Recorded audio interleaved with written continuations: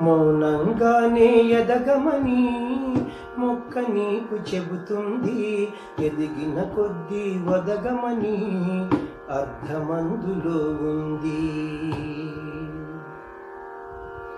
మౌనంగానే ఎదగమని మొక్క నీకు చెబుతుంది. ఎదిగిన కొద్దీ వదగమని అర్థమందులో ఉంది.